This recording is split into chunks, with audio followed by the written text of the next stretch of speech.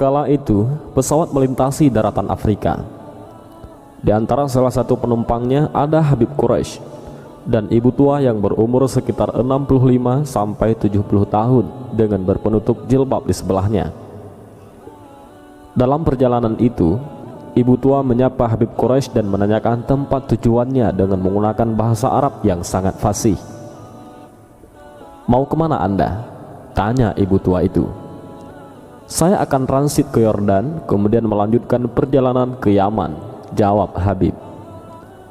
"Asalnya dari mana?" tanya ibu tua itu, juga dengan menggunakan bahasa Arab yang sangat fasih. Kemudian Habib menjawab, "Saya berasal dari Indonesia." Karena mengetahui Habib Quraisy orang Indonesia, kemudian ibu tua itu menggunakan bahasa Indonesia dengan sangat fasih. Padahal dari perbincangannya, beliau tahu bahwa ibu tua itu adalah wanita kelahiran Jerman dan warga negara Jerman. "Adik di Indonesia itu dari mana?" Habib Quraisy katakan, "Saya dari Jawa." Tak ubahnya seperti mengetahui sesuatu, ibu tua itu lantas merubah dialognya dengan menggunakan bahasa Jawa, yang dialeknya sangat halus dan sampai-sampai Habib tidak paham dengan apa yang beliau katakan. Habib berkata, "Luar biasa, ibu begitu banyak menguasai bahasa sampai bahasa Indonesia dan Jawa, padahal ibu adalah orang Barat."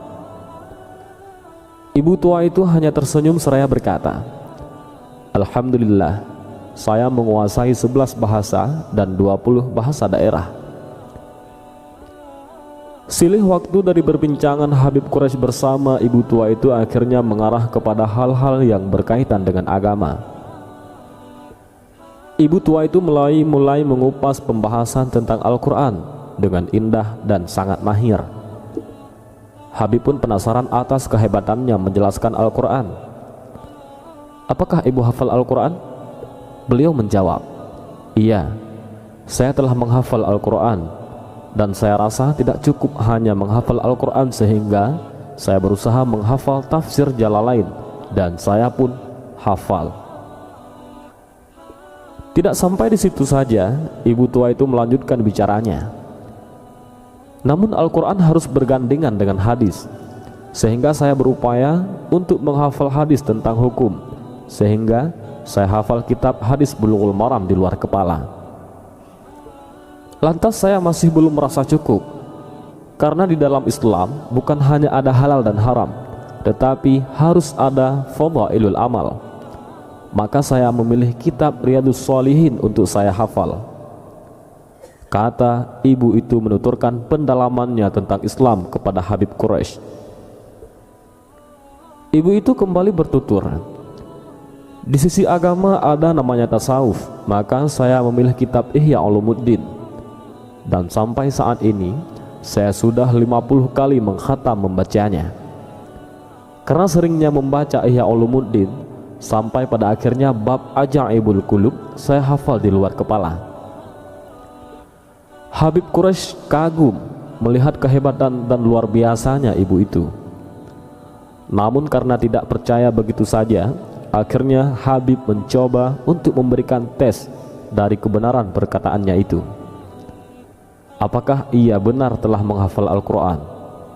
Apakah benar ia menguasai tafsir Jalalain tentang asbabun nuzul dan kaul Ibnu Abbas? Setelah melalui beberapa pertanyaan, ternyata benar ibu itu hafal Al-Quran dan bahkan mampu menjawab tafsirnya dengan piawai dan mahir.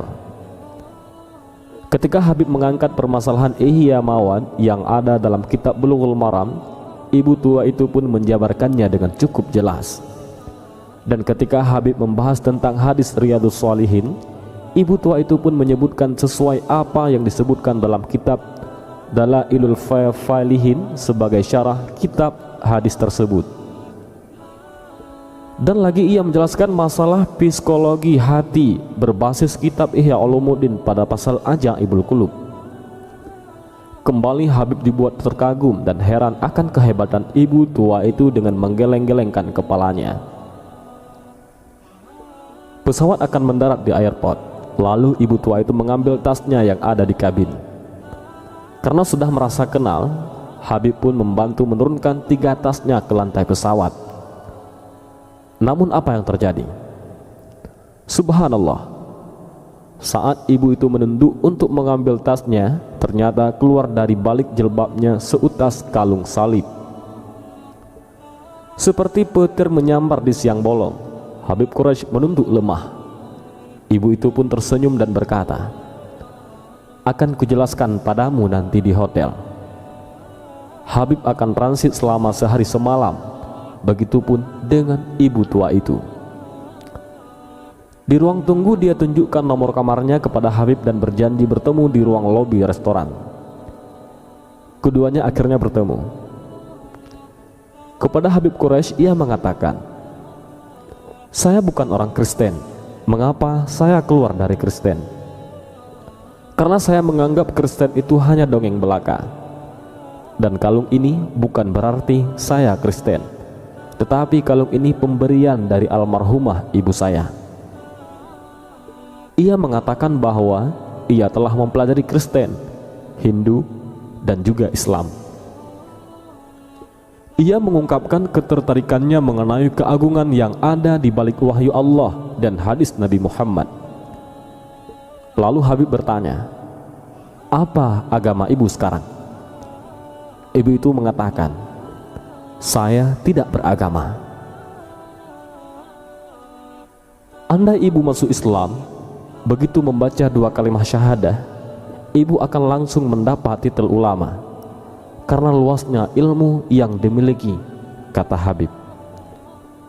Ia menjawab, "Mungkin karena saya belum mendapat hidayah dari Allah." Seketika itu Habib Quraisy meneteskan air matanya dan bersyukur kepada Allah. Bagaimana orang seperti dia yang sudah hafal 30 juz Al-Quran dan hadis-hadis belum Allah izinkan untuk beriman kepadanya, sementara kita tanpa usaha apapun telah dipilih oleh Allah untuk menjadi seorang muslim. Adakah yang tahu betapa mahalnya hidayah? Setinggi-tinggi ilmu, seluas-luasnya pengetahuan, sedalam-dalamnya pemikiran, dan sekuat-kuatnya hafalan 30 juz Al-Quran dan hadis tidaklah mampu menggapai hidayah. Karena hidayah itu adalah datangnya dari Allah. Sebagaimana hambanya masuk surga karena rahmatnya, tidaklah cukup hanya menghafal Al-Quran dan hadis. Demikianlah kisah luar biasa ini. Semoga kita dapat mengambil ikhtibar betapa bersyukurnya kita dianugerahi iman dan Islam. Tinggal bagaimana kita mencari dan mempelajari Islam secara kafah. Dan semoga kita termasuk golongan orang-orang yang husnul khatimah. Dan ibu tua itu bernama Anne-Marie Schimmel, yaitu ahli terkemuka dalam literatur Islam dan mistisme ataupun tasawuf. Beliau dikenal memiliki ingatan fotografis dan beliau berkebangsaan Jerman. Dan beliau juga seorang profesor yang mengajar di 3 universitas terkenal di 3 negara yang berbeda. Beliau wafat pada tahun 2003 di usia 80 tahun. Dan entah bagaimana akhir kisah tentang keimanannya di sisa akhir hidupnya. Wallahu a'lam bishawab.